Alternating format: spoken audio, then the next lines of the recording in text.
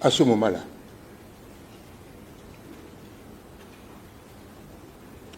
Le général Kérékou est arrivé au pouvoir, a formé le gouvernement militaire révolutionnaire et il y a eu ce que nous savons, l'option marxiste-léniniste. Ça nous a séduit pendant un certain temps, mais nous avons vite déchanté. Déchanté parce que les pratiques du gouvernement n'étaient pas compatibles avec notre idéal, qui était un idéal de liberté, un idéal de démocratie, mais aussi un idéal de progrès.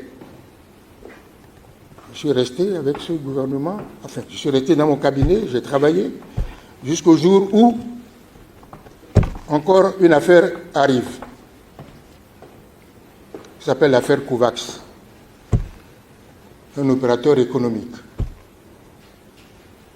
qui avait mouillé toute l'administration, tout le ministère des Finances pratiquement du Bénin, et qui s'est trouvé pris dans une affaire de corruption dans laquelle beaucoup de nos cadres de l'époque étaient impliqués. Cela a entraîné des tiraillements au gouvernement, au point que l'un des ministres a cru pouvoir faire justice, faire aussi une tentative de coup d'État pour renverser le président Kérékou. De sorte que la danse aurait continué. Mais le président Kérékou a résisté. Il est resté. Quand il est resté, le retour de manivelle a frappé. Et certaines personnes, certains cadres ont été accusés de complot contre la sûreté de l'État pour avoir accusé, entre autres, le président Kérékou d'être dans cette machine de corruption. Et me voilà, pauvre avocat, dans mon cabinet, à qui on demande de défendre l'un des accusés.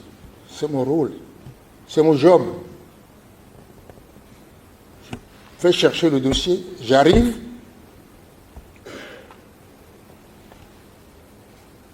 en me disant qu'il n'y avait aucun problème pour que je fasse mon boulot d'avocat. Dans l'avion même, je suis arrêté. Dans l'avion même, je suis arrêté. Et il m'a demandé de remettre le dossier que j'ai en main.